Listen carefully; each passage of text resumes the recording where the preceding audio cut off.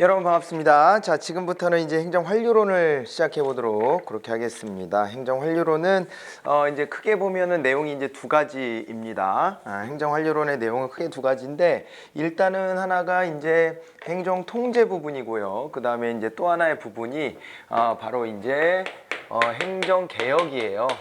자, 행정 환류론이다 그랬을 때 이 부분에서 공부했던 거의 핵심은 일단은 첫 번째가 행정 통제 부분이고요. 또 하나의 부분이 이제 행정 개혁이라고 하는 부분입니다. 행정 통제다 그랬을 때 행정 통제에 이제 들어오는 부분들이 어떤 거냐면은, 행정 통제에 들어오는 부분들이 일단은 있잖아요. 여기에 이제 첫 번째로는 이게 이제 내부 통제, 외부 통제 뭐 이런 거가 좀 나눠졌죠. 그죠? 내부 통제. 이 종류를 잘 알아두셔야 돼요. 종류를 알아두셔야 그래야지 시험에서 대응할 수가 있습니다. 내부 통제와 외부 통제가 있는데, 내부 통제다 그랬을 때 이 안에서도 이제 공식적인 내부 통제가 있고, 그 다음에 비공식적 내부 통제가 있습니다. 그리고 외부 통제에 이제 여기에 들어오는 것도 공식적 내부 통제와 그 다음에 외부 통제와 그리고 이제 비공식적 외부 통제가 이렇게 이제 포함이 됩니다.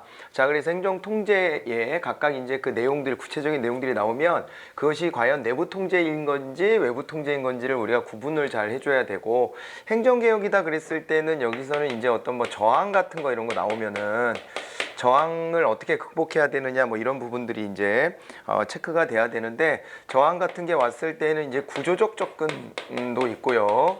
구조적인 접근 방법도 있고, 그 다음에 또 이제 관리 기술적 접근 방법이라는 것도 있죠. 관리 기술적 접근 방법 같은 것도 있고, 그 다음에 사람들의 행태를 바꾸려고 하는 행태적인 접근 방법도 있습니다. 이런 것들, 그리고 여러 가지 방법을 다 종합적으로 써볼 수도 있겠고요. 자, 이제 이런 걸 떠올려 놓고 시작을 한번 해보도록 하겠습니다. 1번 문제 보시면 다음과 같은 행정 현실에서 가장 적합한 행정 통제 방안이 뭐냐, 이렇게 이제 제가 잘못 폈네요, 페이지를. 자, 이제 여기 행정통제 유형 중 공식적 내부 통제 유형에 포함되는 방식으로 가장 옳은 게 뭐냐. 자, 이렇게 이제 나와 있습니다. 그 부분을 좀 보시게 되면은 행정통제 유형 중 공식적 내부 통제 이렇게 얘기를 했거든요. 정당에 의한 통제는 어디로 들어가느냐. 정당에 의한 통제는 공식적이냐 비공식적이냐 그랬을 때 비공식적으로 넣어야 돼요. 기본적으로 공식적인 내부 통제, 외부 통제로 가야죠. 공식적 외부 통제다 그랬을 때는 여기는 이제 행정부 외의 통치기구들을 좀 보셔야 되고요. 행정부 외의 국가의 통치기구들을 좀 떠올려 보셔야 되고, 비공식적 외부 통제다 이렇게 했을 때는 여기는 이제 어떻게 되냐면, 비공식적 외부 통제는 요거는 행정부 이런 거, 이 통치기구 뭐 이런 거, 뭐 여기 이런 거랑 다 무관해야 돼요. 그러니까 이거는 행정부가 되면은 이 내부 통제로 가야 되잖아요. 여기는 이제 행정부는 여기다 한번 써볼게요. 행정부라고 하는 것은 통제가 이제 내부 통제 쪽으로 가줘야 되고, 그 다음에 이제 여기에 이제 통치기구다라고 하는 것들은 이제 이거 이외에 여기에서 이제 해당되는 것들이 뭐 여기 국회도 있을 것이고, 그 다음에 이제 법원도 있을 거예요. 법원도 있을 거고, 그 다음에 뭐 헌법재판소도 있고, 선관위도 있고, 뭐 이런 이제 등등의 공식적인 어떤 기구들을 이제 여기서 떠올려 보셔야 되고, 그 다음에 이제 비공식적이다 그랬을 땐 이것은 이제 시민사회예요. 시민과 시민사회다 이렇게 이제 보시면 되는데, 그러다 보니까 이 안에 들어오는 게 이제 정당이라든가 이익집단이라든가 아니면은 시민단체라든가 이런 것들이 있는 거죠. 정당, 이익집단, 시민단체 같은 것들이 있습니다. 정당, 이익집단, 시민단체. 비공식적 외부 통제 이런 것들이 들어와요. 여기다가 플러스해서 언론 같은 것도 한번 떠올려 보시면 돼요. 뭐 여론을 형성하고 전달하고 하는 역할을 하기 때문에 그렇게 됩니다. 그리고 뭐 전문가 그룹이라든가 명망가 그룹이 있으면 이런 사람들도 다 어떻게 되는 거예요? 이런 사람들도 비공식적 외부 통제로 이제 우리가 볼 수가 있을 거예요. 자, 이제 그렇게 놓고 봤을 때 정당에 의한 통제는 외부 통제이고, 그 다음에 비공식적이니까 완전히 다 어긋났네요.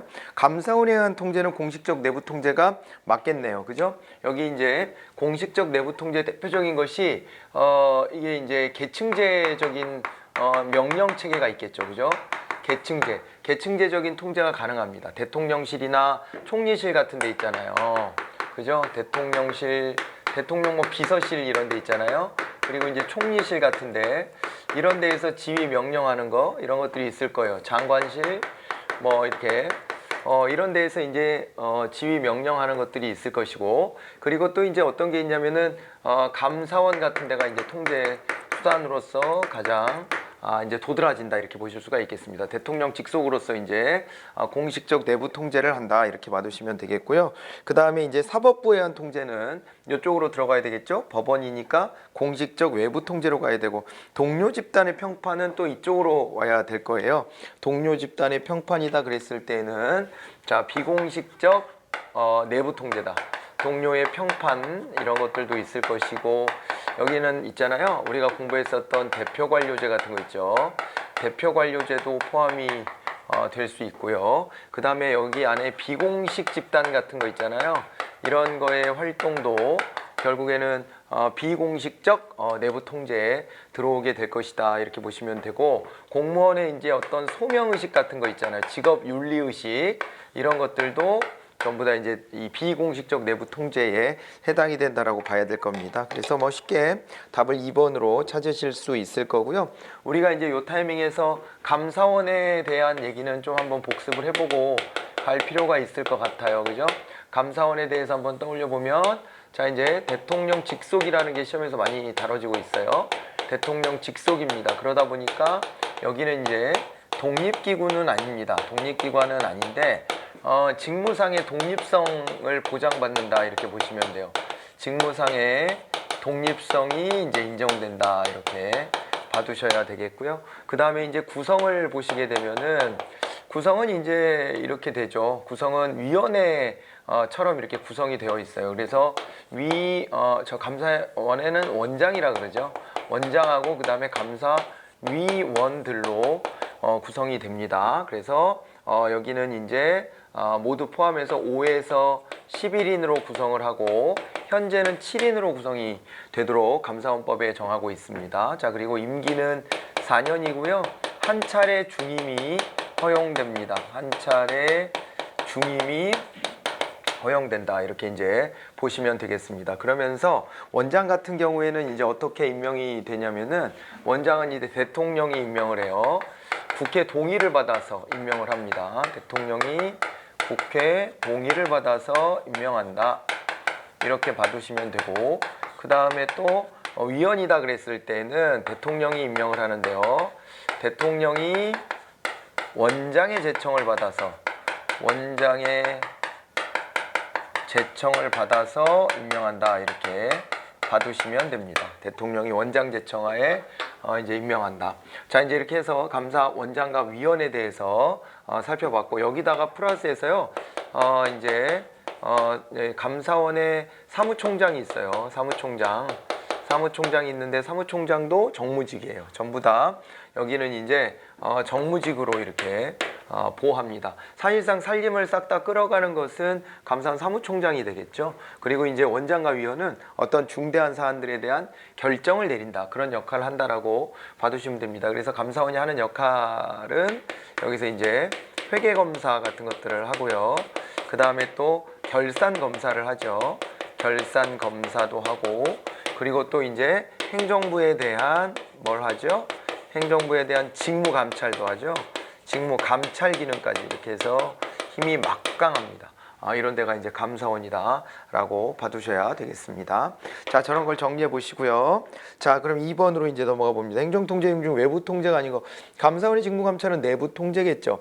의회의 국정감사는 외부 통제, 법원의 행정명령 이제 위헌 여부 심사 이런 거, 위법 여부 심사 이렇게 하는 게 낫겠네요. 위법 여부 심사 이렇게 되어 있습니다. 요 부분은 이제 요것도 법원이 하는 거니까 외부 통제다 이렇게 봐두시면 되겠습니다. 자, 그래서 그거는 좀 오타가 살짝 있으니까 좀 고쳐주세요. 법원의 행정명령 위법 여부 심사, 이것도 외부 통제입니다. 헌법재판소의 권한쟁의 심판, 이것도 외부 통제가 되죠. 이렇게 틀을 잡아놓으니까 편하죠. 자, 이 중에서 있잖아요. 우리 요거 다시 한번 좀 떠올려 보도록 하겠습니다. 우리 이제 헌법이 있고요. 자 보세요. 헌법, 법률. 자, 이 법의 이제 레벨에 따라서 상위법, 하위법을 나눠보면 헌법, 법률, 명령이 있습니다. 요 세 가지만 일단 놓고 얘기해 볼까요? 여기에서 있잖아요. 법률이 헌법에 위배됐는지 여부가 재판의 전제가 되었을 때, 재판을 하다 보니 이 어떤 결정을 내려줘야 되잖아요. 판단을 내려주고 선고를 하고 그래야 되는데, 법률이 헌법에 위배됐는지 여부가 이제 재판의 전제가 되었다라고 할 때, 그때 이제 따져보는 것이 바로 뭐가 있냐면은요, 바로 위헌법률 심판제도가 있습니다. 위헌법률 심판제도가 있어요. 위헌법률 심판제도. 요 위헌법률 심판은 법원이 제청을 하고요. 법원에서 재판하다 말고 요걸 제청을 하면, 그러면 이제 헌법재판소가 최종 결정을 내려주는 이런 방식으로 갑니다. 이게 이제 위헌법률 심판이에요. 우리는 여기서 이제 상위법 우선의 원칙이라고 하는 것을 떠올려 보실 수가 있죠, 그죠? 상위법 우선의 원칙이 적용되기 때문에, 그렇기 때문에 하위법이 상위법 위반되는지 여부는 굉장히 중요해요, 재판할 때. 그래서 이런 식으로 이제 견제가 들어가는데, 요거는 뭐 사실상 이거는 법원이나 헌재가 어디를 견제하는 거냐면은 의회, 국회를 견제하는, 왜냐하면 법률은 국회가 만드니까요. 그런 성질이라 우리 시험에서는 다뤄질 가능성이 별로 없어요. 자, 그런데 여기서 이제 더 중요하게 여러분들이 보셔야 되는 건, 명령이 법률이나 헌법에 위배되었는지 여부가 재판의 전제가 되었을 때예요. 여기가 이제 위배 여부가 있다 이렇게 할 때는 요거는 이제 명령, 규칙, 처분 심사권이라고 하는데요. 명령, 규칙, 처분에 대한 심사권이 있습니다. 명령, 규칙, 처분, 심사권이 있는데, 이 명령, 규칙, 처분, 심사권 같은 경우에는 요거는 있잖아요. 행정부를 견제하는 게 맞죠. 왜냐하면 명령이라고 하는 것 자체가 행정부가 이제 정하는 법이기 때문에 그렇습니다. 그래서 요거를 이제 대법원에서 최종 판단을 하거든요. 대법원이 최종 심사를 합니다. 최종 심사를 하기 때문에 법원에 의해서 행정부를 견제하는 수단이 된다. 그래서 요 제도를 기억을 해 두셔야 돼요. 이제 그 얘기가 거기 언급되어 있는 거죠. 법원의 행정명령에 이제 위법 여부를 심사한다. 요 얘기가 들어와 있는 겁니다. 자, 그다음에 헌법재판소가 하는 헌법재판 중에서 이제 또 거기에 보니까 권한쟁의 심판이라고 하는 게 나와 있습니다. 우리 이번에는 헌법재판소로 가볼까요? 헌재는 뭐 하는 곳이냐면, 헌재는 여기가 헌법재판을 하는 곳이죠. 헌법재판을 하는 곳인데, 헌법재판의 종류에는 크게 5가지가 있습니다. 헌재가 다루는 헌법재판의 종류에 아까 방금 얘기했었던 위헌법률 심판이 있어요. 위헌법률 심판이 있고요. 그 다음에 또 뭐가 있냐면은 이런 게 있습니다. 헌법소원 심판이 있습니다. 헌법소원 심판. 요거는 이제 행정작용 등으로 인해 가지고 권리를 침해받은 국민이 직접 헌법재판소로 가서 이게 내 헌법상의 권리를 침해한 게 아니냐고 따져 묻는 것이에요. 그런데 헌법소원 심판은 이게 가장 먼저 이용되는 그런 제도는 아니고, 다른 방법들을 다 써보고도 더 이상 방법이 남아있지 않을 때 최종적으로 갈 수 있는 게 헌법소원 심판입니다.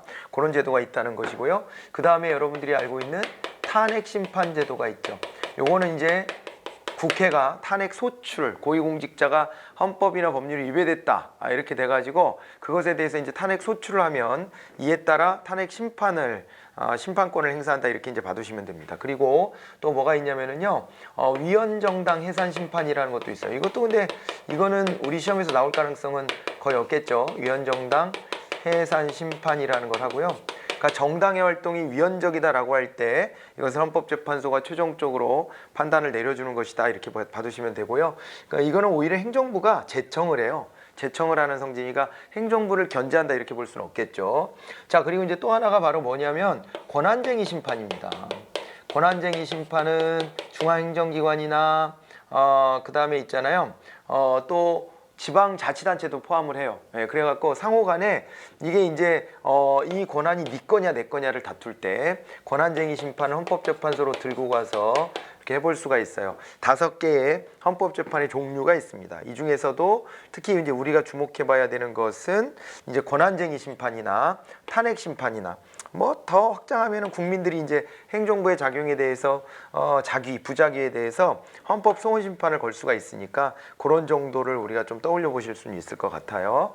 자, 그래서 헌법재판소에 대한 얘기까지 이렇게 정리를 한번 해보고요. 답은 여기서도 1번이 되었다. 이건 쉽게 찾으셨을 거라고 봅니다.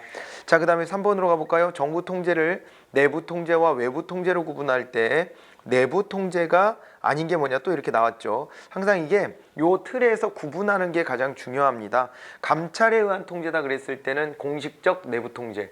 그러니까 감찰 기능은 어디서 하냐면 여기서도 하고요, 여기서도 하고요, 여기서도 해요. 여기서 전부 다 이제 감찰을 합니다.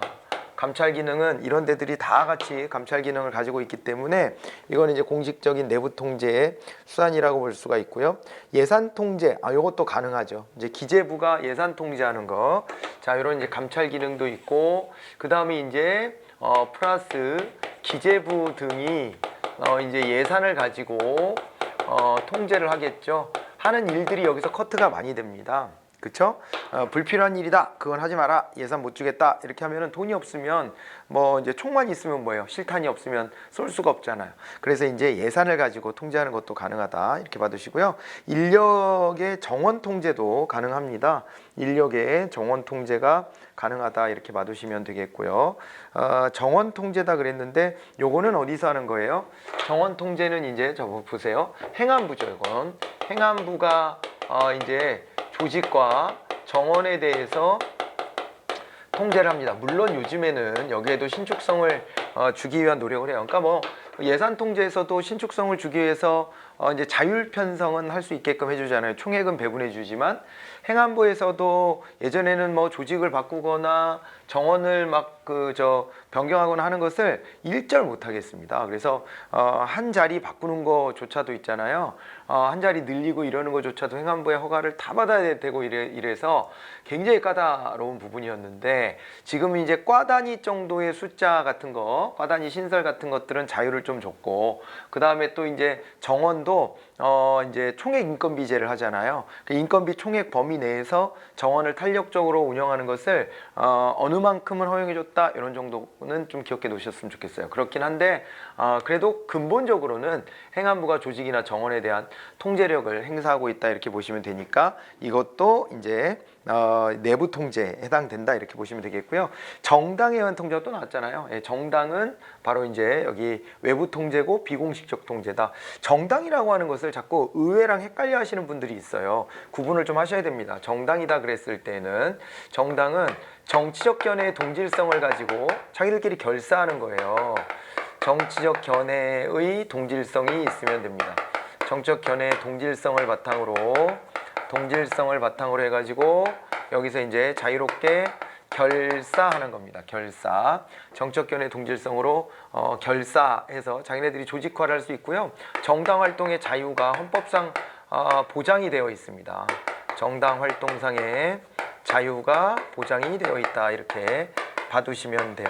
정당 활동상의 자유가 보장되어 있다, 이렇게 봐야 되고, 그 다음에 정당 활동의 이제 자유가 이렇게 이제 보장이 돼 있고, 시민들이 이제 자발적으로 만드는 것이기 때문에 정당이 이렇게 비공식적 외부 통제인데, 다만 여러분들이 헷갈려하는 이유는 여기에 있죠. 여기서는 이제 선거에 공천권을 가지고 있어요.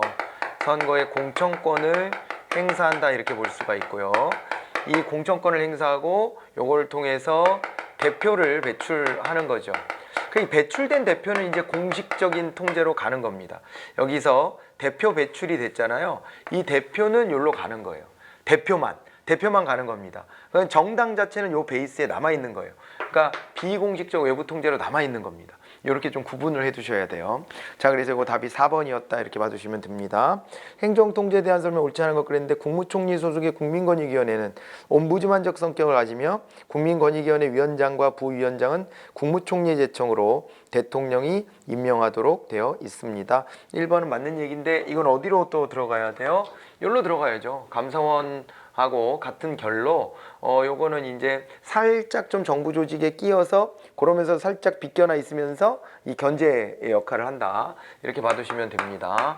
국민권익위원회, 이렇게 이제 표시를 할 수가 있을 텐데요. 국민권익위원회에 대한 부분은 우리가 한번 비교를 좀 할 필요가 있습니다. 자, 여기서 이제 비교를 한번 해볼까요? 우리가 이제 옴부즈만 제도하고 요 지우고 합시다. 네, 여유롭게 지우고 하겠습니다. 이쪽을.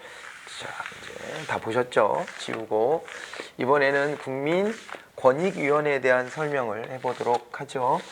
요거를 할 때는 항상 있잖아요. 뭐랑 비교가 돼야 되냐면 국민권익위원회는 스웨덴에서 최초로 이제 만들어낸 옴부즈만하고 비교를 해야 됩니다. 기존에 옴부즈만 제도가 있고요. 옴부즈만 제도와 vs 어떻게 돼야 돼요? 국민권익위원회. 이렇게 이제 해야 되죠. 국민권익위원회. 이렇게 해서 옴부즈만 제도와 국민권익위원회가 갖고 있는 공통점도 있습니다. 예, 공통점도 있는데 여기가 이제 조사 후 권고를 하는 거죠. 국민의 이제 권리 침해에 대해서 국민의 권리 침해가 있을 때 권리 침해에 대해 가지고 어떻게 하는 거예요? 요거에 대해서 조사권을 발동을 합니다. 조사 후 권고하는 역할을 한다. 이렇게 이제 봐두시면 되고요. 그 다음에 이제 위법성뿐만 아니라 위법성도 따지는 것이고, 그 다음에 또 부당성 같은 것들도 따지게 된다라고 하는 것도 특징이에요.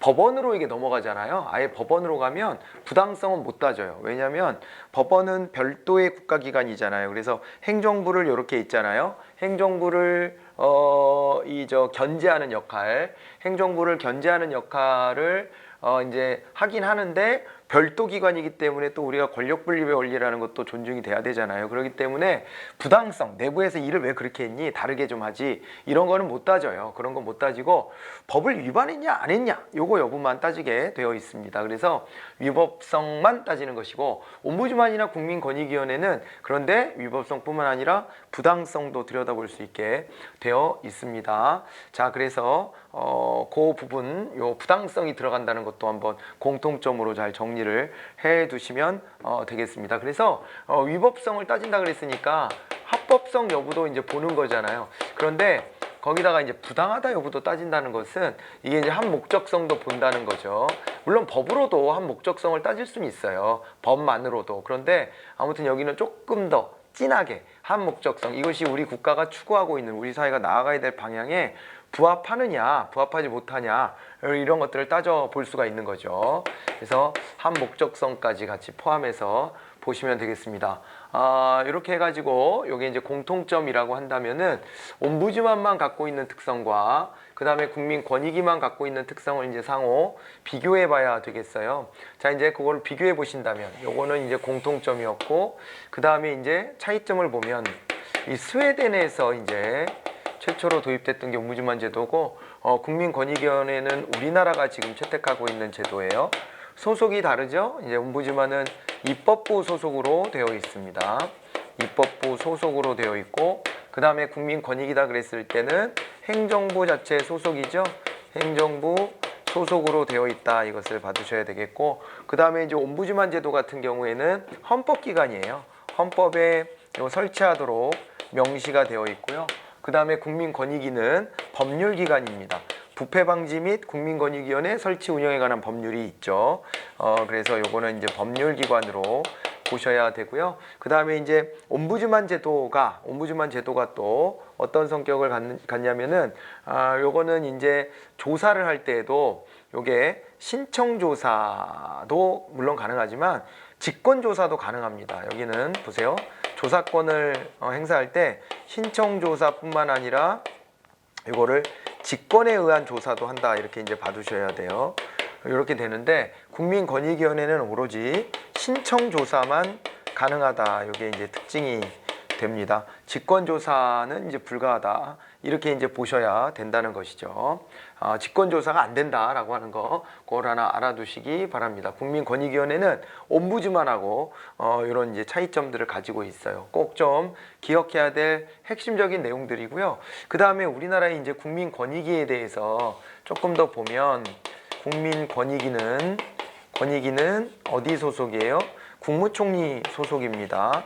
국무총리 소속이고요. 그 다음에 이제 15인의 위원이 있어요. 15인의 위원이 있는데 이 구조가 어떻게 되어 있냐면 여기에 이제 위원장이 있겠죠. 위원장이 있고요. 위원장 밑에 부위원장이 3명이 있어요. 부위원장이 3명이 있습니다. 3명이 있는데 각각 하는 역할이 어떤 거냐면 요거 한 자리씩 다 이제 그거를 총괄 책임지는 건데 이제 부패 방지에 관련된 업무를 하고요. 그 다음에 또 하나는 이게 이제 행정심판과 관련해서 중앙행정심판위원회 기능을 행사를 또 하거든요. 그래서 행정심판이라고 하는 거, 그러니까 행정부 내에 어떤 잘못된 행정작용에 대해서 행정부 내에서 심판해 보는 겁니다. 사법부로 안 가고 행정심판 기능을 하고 있고, 그 다음에 또 하나가 고충민원에 대한 처리죠. 고충민원에 대한 처리를 또 합니다. 이렇게 해가지고 3명의 부위원장을 두고 있고, 플러스 또 상임위원이 있습니다. 상임위원이 이제 3명이에요. 이렇게 되면 자, 하나, 둘, 셋, 넷, 다섯, 여섯, 일곱이 됐죠?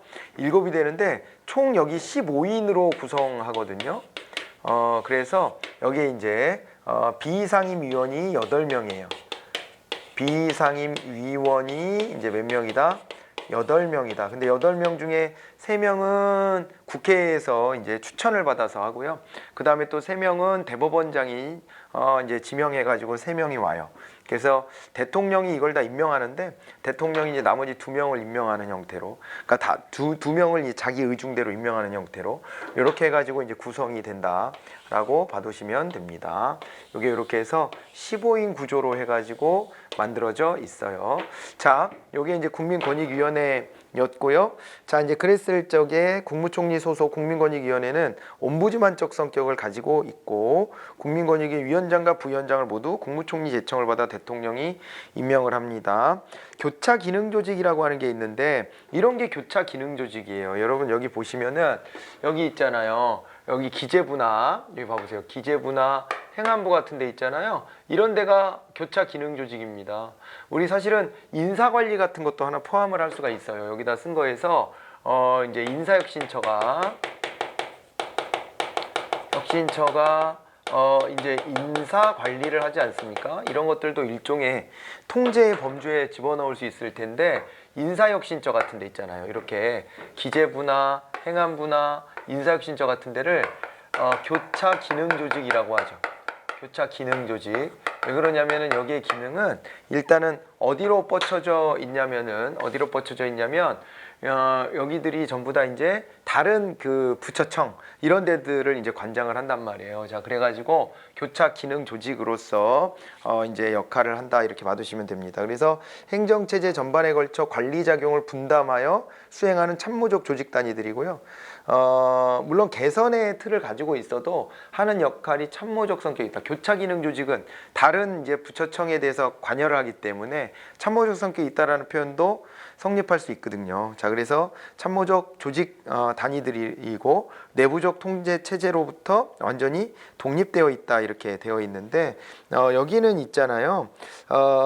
독립은 아닙니다. 독립은 아니고 그 틀을 가지고 있죠. 우리가 이제 잘 알다시피 대통령이 있고, 그 다음에 이제 대통령 밑에 국무총리가 있다면 중앙행정기관이다 그랬을 때는 여기서 이제 부가 있고, 그 다음에 옆으로 처가 있고, 그 다음에 청이 있어요. 그래서 인사혁신처는 대놓고 이거는 이제 막료 참모로서의 기능을 담당하는 것이고, 여기 부 안에 이제 뭐 기재부나 행안부 같은 것들이 들어오지 않습니까?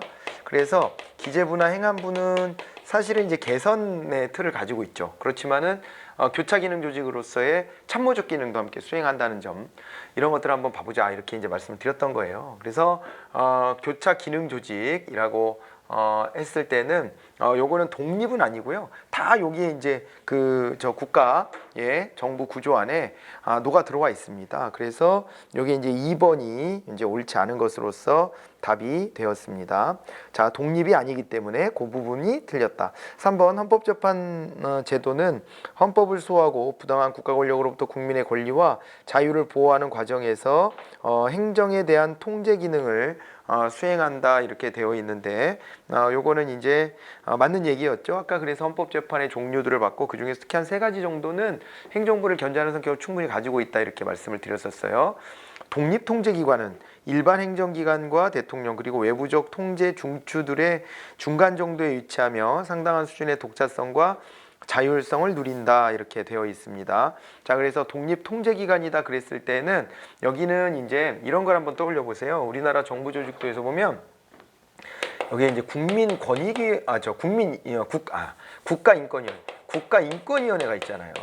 국가인권위원회. 자, 이제 여기 아까 우리가 언급했었던 막 이 견제와 관련해서 내부 통제와 관련해서 봤을 때 감사원이 있었고요. 그 다음에 또 여기에 이제 잘못 썼어 위치를. 감사원, 대통령 밑에 감사원이 있었고, 그 다음에 또 뭐가 있었냐면은 국무총리실 밑에 여기 이제 국민권익위원회가 있잖아요. 국민권익위원회가 있어요. 그죠? 이렇게 되고, 그 다음에 있잖아요. 국가인권위원회는 별도로 이렇게 구성이 되어 있죠. 국가인권위원회는 별도로 구성이 되어 있다. 자, 그래서 여기는 독립이 되어 있다는 게 특징입니다.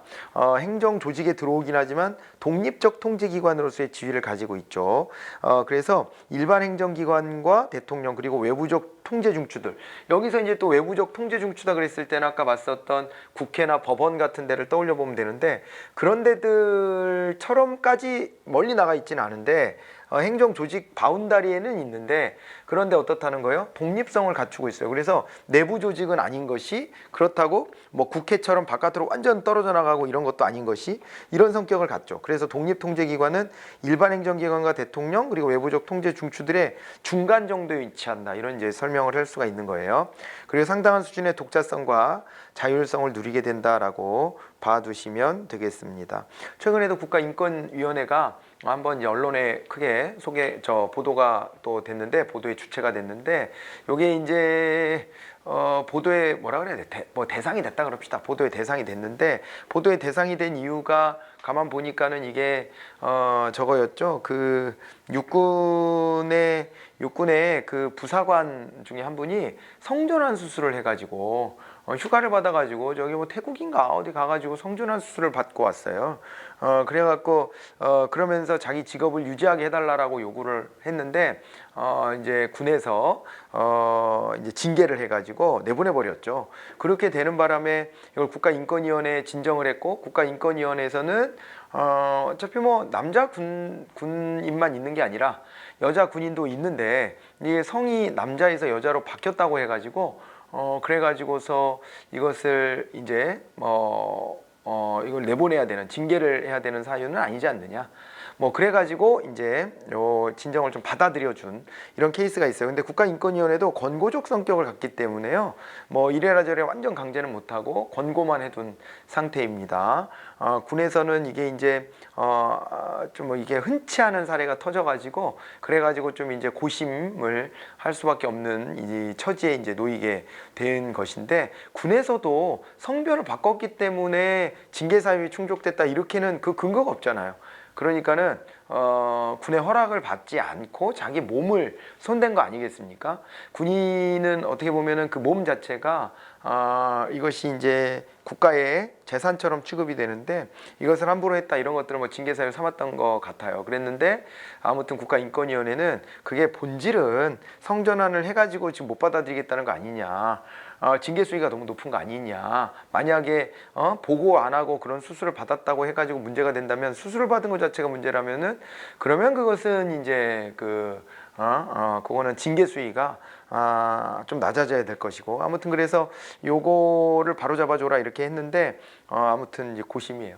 이런 게 바로 국가인권위원회가 이제 견제의 역할을 수행하는 것 정도로 이해를 하실 수가 있을 겁니다. 자, 이제 그렇게 해가지고 맞는 설명이었고요. 답은 2번으로 찾아가시면 돼요. 5번으로 가볼까요? 자, 행정통제에 대한 설명으로 가장 옳지 않은 게 뭐냐 그랬는데, 행정권한의 강화 및 행정재량권의 확대가 두드러지면서 행정책임 확보의 수단으로서 행정통제의 중요성이 커지고 있다 이랬는데, 이건 맞는 얘기가 됩니다. 이게 행정국가가 됐잖아요. 과거에는 우리가 이제 입법국가 단계에 있었어요. 그래서 여기에 봤을 때 입법국가 일때는 입법국가일 때는 요때는 이제 외부 통제가 이제 중요합니다. 입법부에 의한 이제 외부 통제라고 하는 것이 중요하게 이제 작동한다 이렇게 이제 보시면 되는 것인데 여기가 이제 중요했다 이렇게 봐야 되는데 그런데 이제 이게 행정국가로 이제 넘어온 거 아니에요. 여기 입법국가에서 행정국가 쪽으로 넘어오게 되었습니다. 그래서 행정국가로 넘어오게 되면 행정부의 내부 통제, 행정부 내에서의 내부 통제가 더 중요해져요. 왜 내부 통제가 더 중요해지는지는 가늠이 좀 되시죠?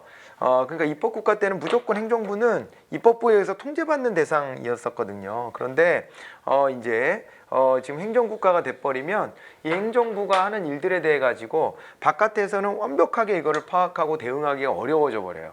그렇기 때문에 이제 행정부가 이제 내부 통제를 할 수밖에 없는 이런 이제 여지가 있다는 것이죠.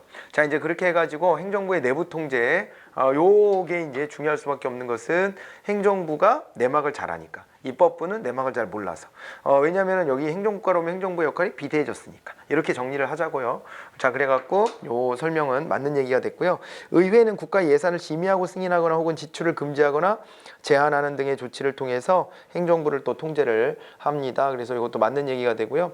행정이 전문성과 복잡성을 띠게 된 현대 행정국가 시대에는 내부 통제보다 외부 통제가 점차 강조되고 있다 그랬는데 이거는 이제 아까 말씀드렸던 맥락에서 봤을 때 틀린 얘기가 됐죠. 외부 통제보다 내부 통제의 이 시스템화가 더 중요하다. 외부 통제를 피해 나갈 수 있는 내부의 어떤 그 꼼수들이 많이 있을 수밖에 없어요. 숨겨놓을 수 있는 장치 그 공간들이 많이 열려 있거든요.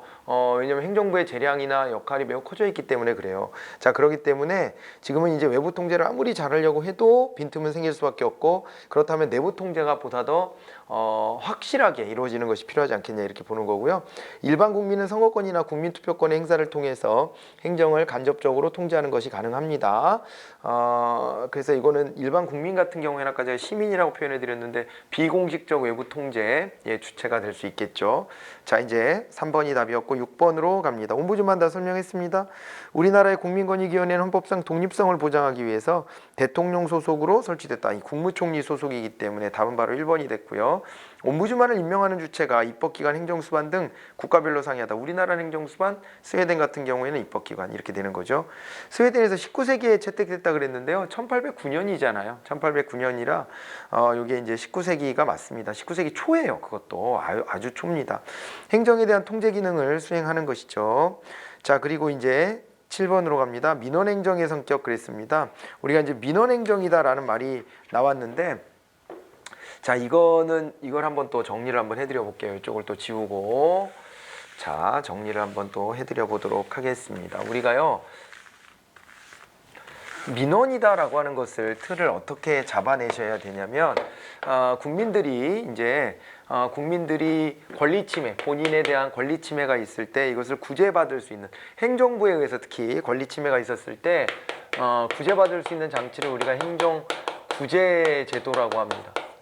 행정구제제도라고 하는 게 있고요. 행정구제제도는 큰 틀에서 보면은 이게 이제 이거를 행정구제제도가 일단은 사전적인 구제도 가능한 거, 사전적인 구제제도가 있고요.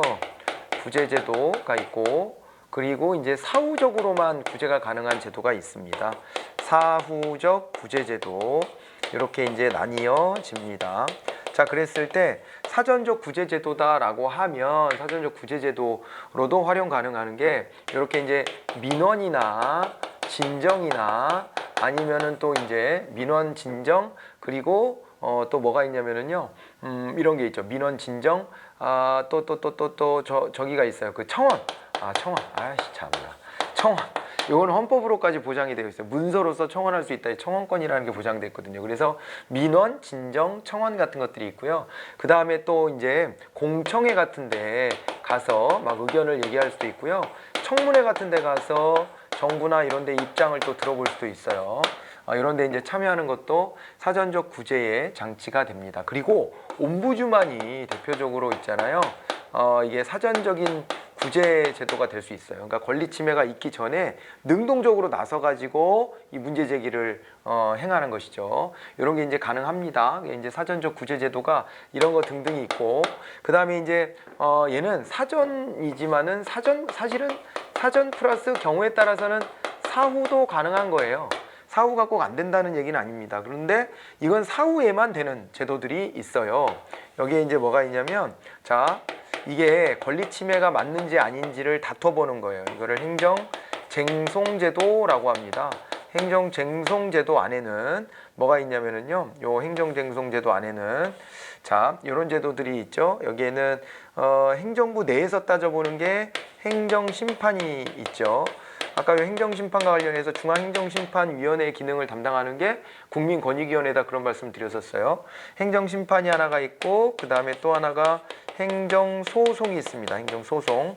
이거는 사법부로 아예 안건을 들고 나가보는 그런 제도가 되죠. 자, 이렇게 되고, 그 다음에 또 있잖아요. 행정쟁송 말고 이제 행정상, 이제 만약에 확정이 됐어요. 뭔가 이제 확정이 됐고, 여기서 피해를 입은 국민이 있어요. 그 국민이 그 피해를 구제받아야 되잖아요. 예, 그래갖고 행정상 금전적으로 이제 손해를 전보받는, 손해 전보라는 얘기는 손해가 없었던 상태로 되돌려 놓는다, 이런 의미로 보시면 돼요. 그래서 행정상 손해 전보 제도가 있는데, 여기에 해당되는 것으로서 뭐가 있냐면요, 행정상 손해배상이 있어요. 이거는 국가가 위법하게 잘못했을 때, 그때는 정신적인 피해까지 포함해가지고 행정상 손해배상을 받을 수가 있고요.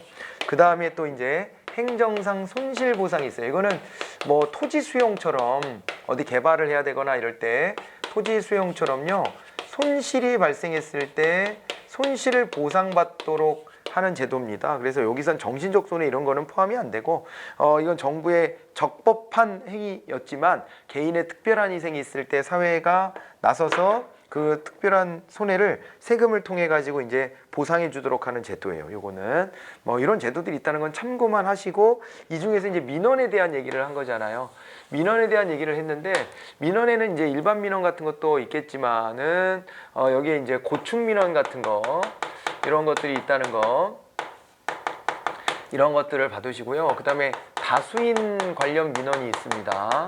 요거는 5세대 이상이 걸리면 다수인 관련 민원이 되고요. 그 다음에 이제 행정기관 여러 개가 나서서 같이 해결해 줘야 될 것을 복합 민원이다, 이렇게 얘기를 해요.